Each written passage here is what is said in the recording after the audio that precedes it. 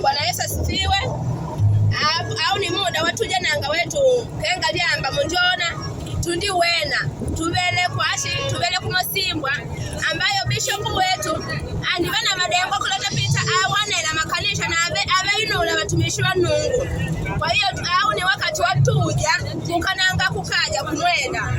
Kwa hiyo bishop wetu jo ajapo.